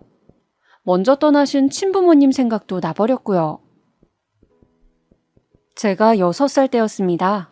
부모님과 저 연년생이었던 남동생, 이렇게 네 식구가 오붓하게 살아가고 있었어요. 비록 경제적 형편이 좋진 못하였으나 그 당시에는 그런 개념도 크게 잘 모르고 살았을 때였습니다. 어느 날 비극이 불어닥칩니다. 주말이었던 토요일, 동네에서 아마추어 야구 경기가 열렸습니다. 원래는 저도 같이 보러 가기로 했었으나 감기 기운이 있었는지 제 기억으로는 콧물을 많이 흘려서 못 갔던 것 같아요. 아빠가 어린 남동생만을 데리고 야구 경기를 보러 가셨죠. 그리고 귀가하던 길에 두 사람은 교통사고로 세상을 떠나고 말았습니다. 그때 엄마랑 저는 두 사람의 귀가를 기다리면서 저녁상을 차려놓은 상태였어요. 두 사람이 올 때가 다 되었는데도 안 오는 것이 영 이상하다면서 엄마가 고개를 갸웃갸웃하던 모습이 어렴풋이나마 기억에 남아 있습니다. 하지만 아빠랑 남동생은 사고를 당해서 이미 세상을 떠난 후였고 차갑게 식은 채로 병원의 응급실에서 재회를 할 수 있었습니다. 한순간에 집안이 풍비박산 난 셈이었어요. 참 서글펐던 게요. 저희 집은 그런 끔찍한 비극을 입은 피해자 집안이었는데 동네에서 수군거림을 받는 처지가 되었다는 사실입니다. 어머, 그 집 딸인가 봐. 저기네 아빠랑 어린아들이 그 사고로 죽었다면서. 아니 세상에 어떻게 부자가 동시에 비명행사를 해? 전생에 무슨 업보라도 쌓았길래 하여간 안 됐다. 어딜 가나 원치 않는 주목을 받게 되었죠. 엄마는 결국 그 동네에서 저를 학교에 입학시킬 수 없다고 판단을 내렸고 제가 7살 때 저희 모녀는 이사를 떠났습니다. 없는 형편에서 이사까지 하는 바람에 더욱 허리띠를 졸라매야만 했었죠. 엄마는 혼자서 저를 키우시느라 고생을 참 많이 하셨습니다. 공장에 다니면서 어린 딸을 금이야 오기야 뒷바라지 해주었죠. 저는 그런 엄마의 손길을 받아서 조금도 부족함 없이 생활을 할 수 있었습니다. 갑자기 저의 곁을 떠나버린 아빠와 남동생의 부재로 우울할 때도 있었으나 점차 엄마와의 생활에 더욱 익숙해지면서 우울함이 떨쳐졌어요. 무엇보다 제가 어린 나이였으니까 새로운 경험들을 만들어갈수록 과거의 시점은 빠르게 흐려졌었던 것입니다. 그리고 또 한 번의 비극이 찾아왔습니다. 제가 왈가닥 소녀였던 13살, 내년이면 중학생이 된다고 설레고 있었던 그 무렵에 엄마가 저의 곁을 떠났습니다. 아직 어리디 어린 남겨질 딸에게 아무런 설명도 없이 그렇게 스스로 당신의 인생에 마침표를 찍었습니다. 당시에 저희 모녀는 거대한 빌라촌에 살았어요. 구역 전체가 오래된 빌라로 가득 차 있는 그곳의 어떤 작은 평수의 집이었죠. 그 집을 나와서 조금만 걷다 보면 높게 솟아있는 아파트 단지가 보였습니다. 저는 엄마에게 몇 번 이런 질문을 한 적이 있었어요. 엄마, 우리도 저런 집에서 살 수 있어? 그런 이야기는 왜 묻고 그래? 아니, 학교에서 이번에 짝꿍 바꿨다고 했잖아. 나랑 새로 짝꿍된 애가 저 아파트 산다고 하더라고. 그래서 그냥 물어봤어. 아, 내가 그 짝꿍 집에 다음에 한번 놀러 가보기로 했는데 맨날 겉으로 생긴 것만 봤던 집인데 드디어 안에 어떻게 생겼는지 알 수 있겠다. 그치? 내가 보고 와서 엄마한테 알려줄게. 이런 대화를 나누었던 그 아파트의 옥상에서 바라봤던 풍경이 엄마가 당신의 인생에서 마지막 순간에 두 눈 안으로 담아낸 풍경이 되었던 것입니다. 동네는 쑥대밭이 되었습니다. 소문이란 삽시간에 번져나갔죠. 저는 극심한 충격 속에 빠졌고 도대체 엄마가 왜 그런 선택을 내렸는가를 고민하면서 깊은 죄책감에 시달리기도 하였습니다. 어렸던 제가 엄마의 상황이나 심정을 깊이 헤아릴 수 있을 리는 없었기에 유의미한 추론을 해내지는 못했습니다. 그렇게 저는 영문도 모른 채로 충격 속에서 엄마를 떠나보내야만 했습니다. 나중에 저는 심리치료를 받게 되었지만 그날 엄마가 그렇게 떠났던 것, 당시의 고통스러운 감정은 여전히 생생하게 남아서 저를 괴롭히고 있었네요. 저는 홀로 남겨지게 되었어요. 저를 책임질 수 있는 친척 따위는 단 한 명도 존재하지 않았죠. 아무도 나서지 않는 상황에서 저는 당연하게 보육원 생활을 시작하게 되었습니다. 그늘진 얼굴로 보육원에서 지내던 도중에 저를 찾아오신 분들이 계셨습니다. 진이야, 너 혹시 우리 기억나니? 너한테 토끼 인형 사줬던 아줌마 아저씨야. 네가 그 토끼 인형을 무척 마음에 들어하던 모습이 우리는 기억이 나는데. 저에게 조심스레 말을 거시던 아주머니의 얼굴을 보자 기억이 날 듯 말 듯 하였습니다. 그러다가 옆에 계신 아저씨의 얼굴을 보았을 때 진한 눈썹을 보고 기억이 떠올랐지요. 그 아저씨는 저희 아빠랑 같은 회사를 다니셨던 분이셨어요. 사는 집도 서로 가까워서 한동안 집끼리 왕래도 자주 했었습니다. 그 집에는 아들이 한 명 있었습니다. 제 남동생보다 한 살이 어렸어요. 다 또래들이다 보니까 어울려서 놀고는 했었습니다. 그런데 그 집 아들이 갑자기 병을 앓게 되었고 그러면서 그 아저씨께선 회사까지 그만두시게 됐었습니다. 그 후일담을 저는 그제야 들을 수 있었던 것이죠. 우리 태수를 기억하는구나. 그래, 태수가 너를 참 좋아하고 잘 따랐었지. 찐니 누나, 찐니 누나 하면서 너한테 놀아달라고 하던 모습이 생각이 난다. 우리 태수는 지금 좋은 곳으로 떠났어. 하늘나라에서 편안하게 여행 중이야. 안타깝게도 그 어린 생명이 투병 끝에 세상을 떠났었던 겁니다. 하늘나라에서 제 남동생을 만나서 같이 놀고 있을 것이라는 아주머니의 말씀을 들은 순간 저는 울음보가 터져나왔습니다.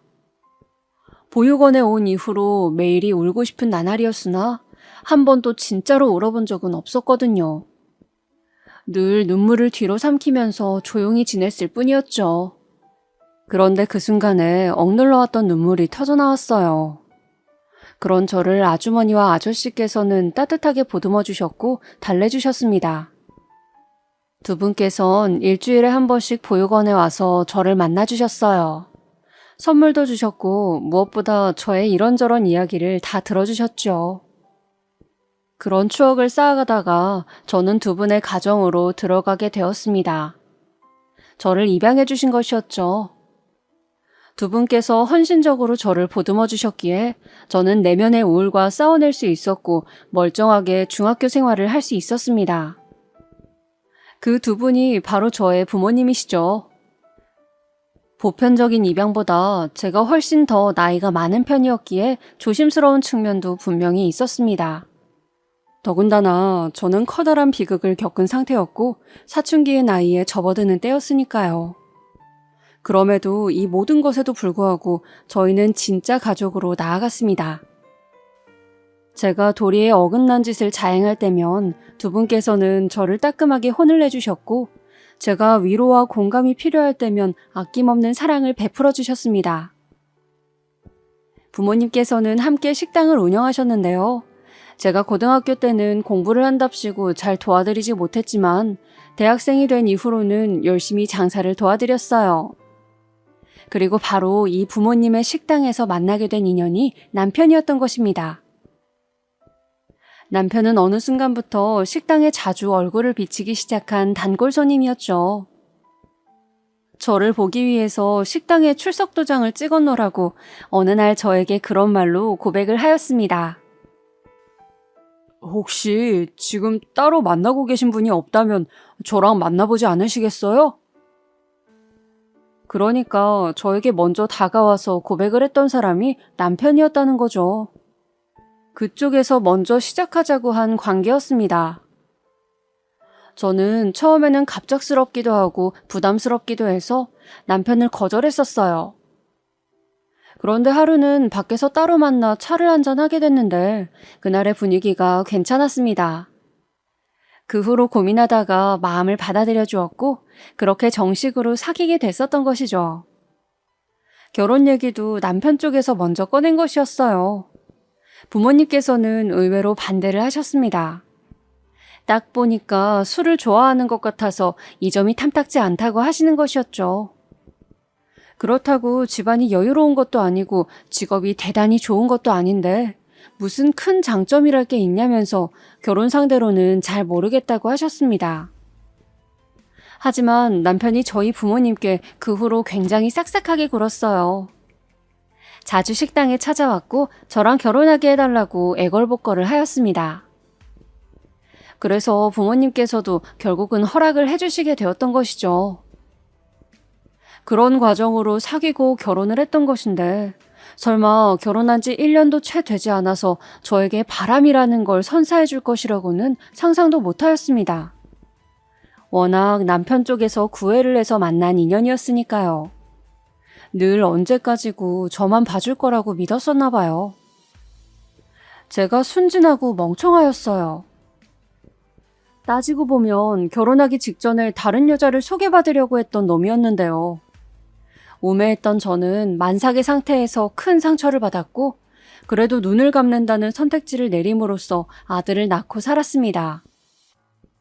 한번 무너졌던 신뢰란 완전히 회복되기 어렵더군요. 더군다나 저는 가정적으로 큰 아픔이 있었던 사람이라 남들보다 정서적으로 단단하지 못했던 것 같아요. 저희 아들이 5살 때였습니다. 남편과 생각지도 못한 부분에서 균열이 일어났어요. 주말에 거실에서 저는 빨래를 개고 있었고 남편은 소파에서 TV를 보고 있던 와중이었습니다. TV에서 영화가 진행되고 있었는데 보육원이 배경으로 나온 거예요. 문득 남편이 저희 아들하고 영화 속 보육원 아이들을 번갈아가며 쳐다보더니 영화가 다 설정이네. 저런 거 다 가짜였나 보네. 우리 아들이 지금 5살인데 영화에 나오는 애들은 나이가 2배는 더 많아 보인다. 저런 애들이 무슨 보육원에 있어. 이런 말들을 웃으면서 하는 겁니다. 저는 남편이 잘못된 상식을 갖고 있다고 그렇게만 생각을 한 채 입을 열었습니다. 보육원에 그렇게 어린 애들만 있는 줄 알아? 아니야. 지금 저 영화에 나오는 애들보다 나이 많은 애들까지도 다 있어. 뭐?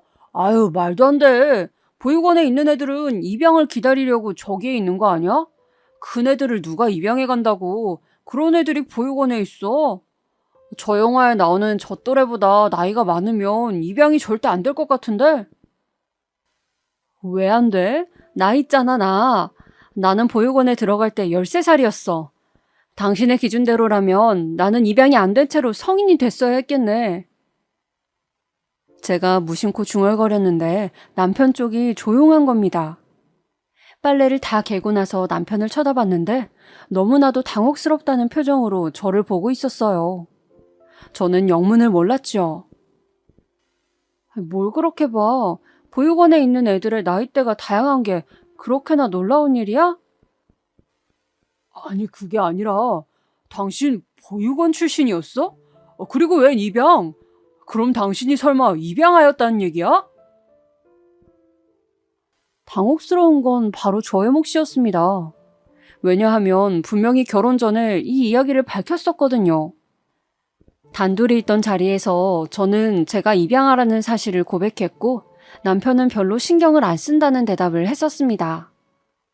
저의 사연을 알고도 저랑 결혼하겠다는 대목에서 저희 부모님도 사실 남편을 허락하는 쪽으로 마음이 기울고 마셨던 것이고요. 그런데 이제 와서 그 사실을 몰랐다뇨? 그럼 저랑 대화를 했던 사람은 누구란 말입니까? 남편은 전혀 들은 기억이 없다면서 펄쩍 뛰었습니다. 그러더니 그 후로 태도가 변하기 시작했어요. 저희 아들 출산 직전에 바람 피우다 걸린 이후로 사실 완전한 부부관계는 아니었다고 생각을 합니다만 냉랭하지는 않았거든요. 그런데 제가 입양하라는 사실을 안 이후로 남편이 묘하게 저를 괄시한다는 인상을 받았습니다. 가장 압권이었던 것은 남편이 술에 만취해서 저한테 오만 꼬장을 다 부리다 못해 저희 부모님께도 연락을 했던 그날이었어요. 자기 친딸도 아니면서 피 한 방울 안 섞인 남이면서 왜 그렇게 결혼을 반대하고 나를 못 살게 구셨습니까? 예? 그게 무슨 경우 없는 행동이었는지 그 일로 부모님께서 크게 놀라시고 상처를 받으셨어요. 무엇보다 저를 걱정하기 시작하셨고요. 그 다음부터는 자잘하게 저랑 싸우는 일이 생기면 무조건 남편은 이런 식으로 말을 해댔습니다. 사기 결혼을 한 주제에 나한테 이렇게 뻔뻔하게 굴어도 되냐? 불우한 가정사며 입양하란 사실이며 다 숨기고 결혼했으면서 내가 그걸 다 알았어도 과연 똑같은 선택을 내렸을지 그걸 나도 모르겠네. 어쨌든 내가 너 때문에 사기 결혼 당했다는 것만 알아둬. 저보고 사기를 쳤다면서 자기가 사기 결혼을 당한 거래요. 먼저 접근한 것도 결혼을 강행한 것도 제가 저의 과거 이야기를 털어놓았을 때 자기가 그냥 저랑 결혼하는 것에 급급해서 얘기를 자세히 안 들어놓고서는 이제 와서 저의 탓만 해댔습니다. 저는 점점 그런 남편 때문에 가정에서 스트레스를 받기 시작했어요. 노이로제가 극심하게 오더라고요. 아슬아슬 외줄타기를 하는 듯한 생활이 지속되었습니다. 늘 속이 문드러져 가는 건 저뿐이었어요. 남편은 태연자약해 보였고 저만 늘 스트레스로 뻐근한 가슴을 안고 살았죠. 그러다가 저희 아들 7살 초등학교 입학하기 전이었습니다. 저는 그야말로 충격 그 이상의 사실을 알게 되었습니다. 바로 남편이 저 몰래 친자 검사를 실시했다는 사실이었어요. 제가 뭐 물건을 찾을 게 있어서 온 집을 뒤질 건수가 있었는데 그때 알게 되었습니다. 남편의 옷장 맨 아래 바닥에 웬 서류 봉투가 있길래 확인해봤죠. 양말 수납장 바로 밑에 숨겨져 있었으니 도대체 이거 뭘까 하는 호기심이 든 것이었습니다. 그런데 확인해본 그 서류는 친자검사 결과지의 내용이었던 것입니다. 갑자기 머릿속으로 남편이 괜히 세간에 미운 7살이라는 말이 있는 게 아니네. 왜 저렇게 미운 행동을 애가 많이 하지? 이러면서 툴툴거렸던 모습들이 지나갔습니다. 유독 몇 달 사이에 그런 모습을 자주 목격했었죠. 그런데 그게 다 자기 아들이 아니라고 생각해서 퉁명스럽게 굴었던 것이었어? 그래서 친자 검사까지 해봤던 거고 나를 못 믿어서 내가 우리 아들 임신하고 있을 적에 바람 피웠던 장본인이 누군데 나를 의심한 거야? 이 미친놈! 먼 눈에는 뭐만 보인다고 자기한테 바람 피우는 기질이 있으니까 저도 그렇게 매도를 한 것이었겠죠. 물론 결과지는 당연히 친자 일치로 나왔습니다. 억울하다 못해서 웃음이 다 나왔습니다. 뭐부터 해야 할지 그 생각을 하면서 눈물이 다 나왔습니다. 저는 저희 아들만 생각해서 꾹 참고 살아왔는데 그 인내에 대한 보답이 이렇듯 추악한 의심이었다니요. 아무리 그래도 부부로 엮여있는 사이인데 어떻게 배우자 몰래 이런 검사를 진행할 수가 있는지 지독한 배신감에 또다시 저는 휩싸이게 되었습니다. 더 이상 남편하고 결혼관계를 유지하기 싫었습니다. 몰래 해본 건 미안해. 나는 그냥 내 안에 작은 의심이라도 남기고 싶지 않았어. 그뿐이야. 애가 이제 초등학교에 들어갈 텐데 이 중요한 시기에 갈라서니 많이 얘기하는 거 나는 적절하지 않다고 봐. 우리의 문제로 애가 피해보는 일은 없도록 하자. 남편의 발언은 정말 비겁했습니다. 본인이 모든 빌미를 항상 제공했으면서 책임을 지고 이겨나가야 하는 건 늘 공동의 몫으로 돌렸습니다.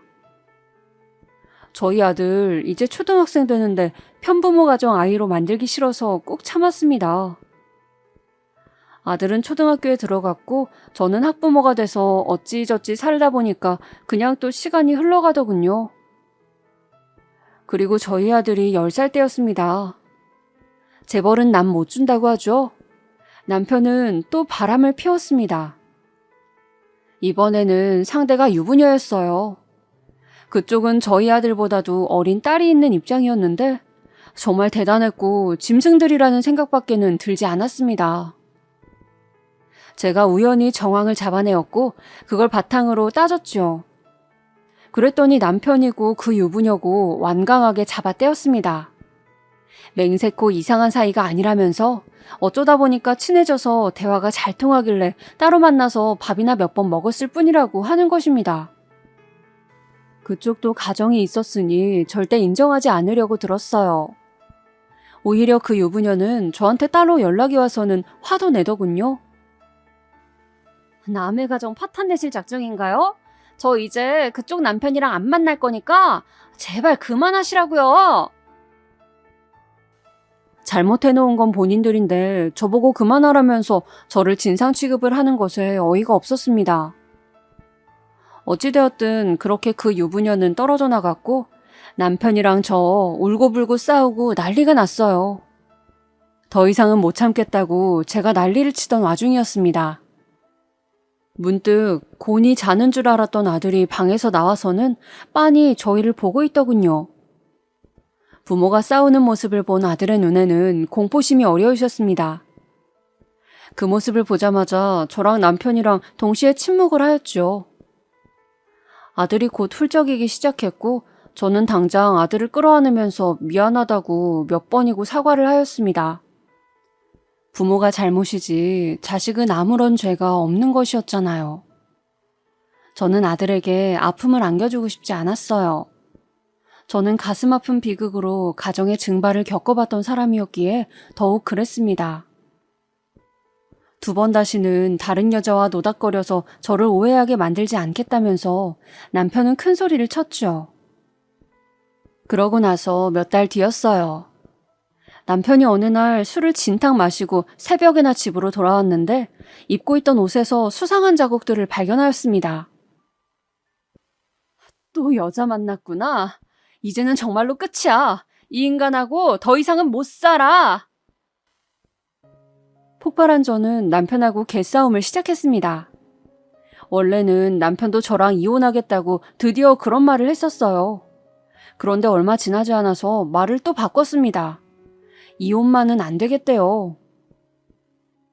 왜? 제발 그냥 나랑 이혼하고 만나고 싶은 여자들 실컷 만나면서 그렇게 살아.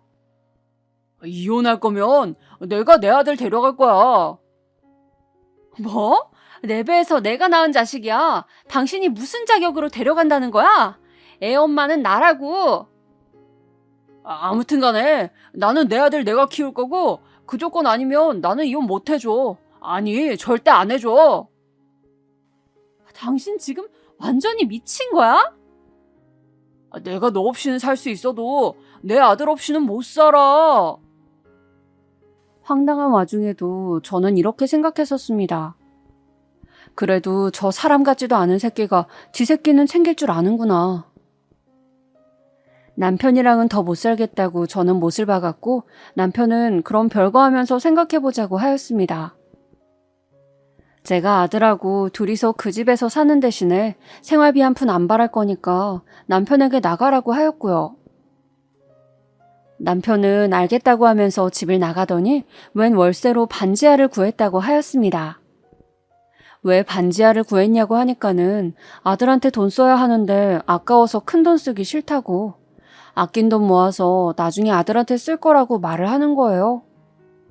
아휴, 저는 그래서 이때도 아빠 노릇은 할 줄 아는구나 이렇게 생각했었죠. 그리고 대망의 사건이 터지게 됩니다. 부모님을 모시고 제가 전라도에 여름 휴가를 가기로 하였어요. 부모님께서 KBS에서 무슨 다큐멘터리를 보시고 전라도 지역의 여행지에 푹 빠져 계셨거든요. 2박 3일로 일정을 잡았고 아들이 장거리 이동하면 멀미를 하긴 했어도 어쨌든 데려갈 생각이었거든요. 그런데 여름휴가 일정을 알게 된 남편이 갑자기 신이 난 목소리로 자기가 아들을 그 기간에 데리고 있겠다는 겁니다. 내가 여름휴가 똑같이 맞춰서 놀아주면 되지. 이런 반지하 집도 체험해보면 재밌다고 그럴걸? 원래 남자들끼리 공유하는 그런 게 있어. 애한테도 물어봐. 나랑 있고 싶은지. 아들한테 물어보니까 자기 아빠 있는 곳에 가보고 싶다네요. 그래서 그냥 알겠다고 그랬습니다. 하지만 이곳에는 엄청난 진실이 숨겨져 있었습니다. 사실은 남편에게 따로 상간녀가 있었던 것입니다. 저보다 무려 10살이나 어린 상간녀가 말입니다. 어린 기집애가 정신이 나갔어요. 그런데 그 상간녀가 애 딸린 유부남한테 왜 빠졌는 줄 아시나요? 와이프한테 구박받고 살면서 기 못 펴는 남편, 이렇게 생각해서 동정심을 가졌던 것입니다. 그래서 남편한테 물심양면으로 마음을 쓰면서 잘해주었고 한참 어리면서 자기가 무슨 보호자라도 되는 것처럼 굴었습니다. 그 맛에 취한 남편은 일부러 소방 맞는 남편 역할을 자처하면서 그걸 즐겼던 것이었고요. 그 상간녀가 저희 아들에게 호기심이 많았대요. 사진을 보면서 귀여워했고 자기가 혹시 제 남편의 재혼 상대가 되면 엄마 역할을 잘할 수 있을지 없을지 이런 상상의 나래를 펼쳤다고 합니다. 그러니까 남편이 혹해가지고 여름휴가 타이밍에 아들을 불러왔던 것이었죠. 저희 아들한테 그 상간녀가 오만 알랑방귀를 다 끼웠다네요. 그리고 자기소개를 거짓말로 했습니다. 안녕, 나는 너희 아빠랑 친한 누나야. 실제로는 바람난 불륜 상대였음에도 그런 사이가 아닌 척 굴었습니다. 남편도 장단을 맞추면서 아들, 이쪽은 아빠랑 친한 동생. 그런데 엄마한텐 말하지 마. 엄마는 이런 거 알면 쓸데없이 걱정할 사람이니까. 알았지? 이렇게 관계를 포장하였고 아들에게 선물을 막 사줬다네요. 그런데 그날 비가 기상청의 예보를 뛰어넘는 수준으로 쏟아져 내렸습니다. 밤중에 갑자기 쏟아진 폭우로 반지 앞방에는 물이 차오르기 시작했어요. 아주 잠깐 사이에 그렇게 되었다고 하더군요. 오죽 빨리 물이 차올랐으면 상황 판단하고 나서 바로 현관문으로 향했는데 이미 수압 때문에 문이 안 열렸다고 합니다. 창문을 뜯어낸 남편이 가장 먼저 탈출시킨 건 저희 아들이 아니라 바로 그 상간녀였습니다. 나쁘끄럽게도 그 상간녀가 그 집에 그날 같이 머무르고 있었던 거예요. 자기야, 괜찮아? 물 많이 먹진 않았어? 남편이 상간녀를 먼저 구해내고 그렇게 묻고 있을 때 저희 아들은 아직 그 차오르는 물에 공포를 느끼면서 떨고 있었습니다. 상간녀가 괜찮다는 걸 확인한 후에야 남편은 아들을 찾기 시작했고 뒤늦게 구해냈습니다. 구급차에 실려가면서 아들은 정신을 차렸고 괜찮냐고 묻는 남편과 상간녀를 보면서 아들이 작게 중얼거렸습니다. 응, 괜찮아, 아빠. 내가 이미 엄마한테 연락해놨어. 그 말을 듣고 두 사람은 깜짝 놀라서 뒤로 넘어가고 말았죠. 네, 저는 미리 아들에게 연락을 받았습니다. 갑자기 비가 많이 내리기 시작했다는 말을 하면서 아들은 근데 아빠랑 어떤 누나랑 자꾸만 같이 있어서 나 여기 있기 싫어. 이런 말도 하였더랍니다. 제가 그 말 듣자마자 너무 열이 받아서 부모님 먼저 주무시라고 한 뒤에 그 밤에 운전을 해서 남편의 자취방으로 향했던 것입니다. 밤새 아들을 데려올 작정이었죠. 비가 너무 쏟아져서 운전도 힘들 지경이라 너무 걱정이 되었습니다. 혹시나 무슨 일을 당한 건 아닐까 전화를 해봐도 안 받는 것에 걱정은 커져만 갔고요. 그랬는데 가보니까 그 상황이었던 겁니다. 저는 남편 싸대기부터 날렸어요. 아무 말도 하지 말고 아무것도 하지 마. 그냥 조용히 꺼져. 남편이 털썩 무릎을 꿇었습니다. 안 돼. 그럼 내 인생에 뭐가 남겠냐고. 그건 내 할 바 아니지. 너는 평생 네 자식 볼 일이 없을 줄 알아. 네가 뭔데 부자간의 인연을 끊어. 네가 뭔데. 착각하지 마. 먼저 끄는 건 너야. 네 손으로 네가 직접 부자간의 인연을 끄는 거라고. 알아? 그제서야 남편은 주둥아리를 쳐 닫았습니다. 저는 병원 응급실에서 상간녀의 가족들을 만날 수 있었습니다. 그날 그 상간녀의 존재도 얼굴로 처음 알게 된 것이었는데 그 가족들마저 보려니까 어이가 없더라고요. 게다가 다가가니까 상간녀의 안색이 창백해졌습니다. 그 가족들은 저보고 누구시냐면서 어리둥절했죠. 이 아가씨가 바람 피운 남자의 와이프 되는 사람입니다. 저희 12살 난 아들이 있는 앞에서 제 남편하고 불장난을 저지른 과감한 아가씨가 어떻게 생겼나 했더니 이렇게 생겼군요. 그 가족들의 표정을 확인한 저는 돌아섰고 잠시 후 상간녀의 우는 소리며 그 가족들이 난리를 치는 소리들이 뒤섞여서 울려 퍼졌습니다. 저는 남편은 물론이고 그 상간녀한테서 두둑한 대가를 받아냈습니다. 전 남편은 이혼 과정에서 한 푼도 건지지 못하고 말 그대로 몸만 달랑 저희 가정에서 빠져나갔습니다. 오래 돌고 돌아서 이뤄낸 일 너무 늦었지만 속이 다 시원하더군요. 저희 아들도 자기 아빠를 안 보고 싶어해요. 부족함을 느끼지 않도록 제가 최선을 다해서 저희 아들을 키워낼 거예요. 각오는 진작에 되어 있습니다.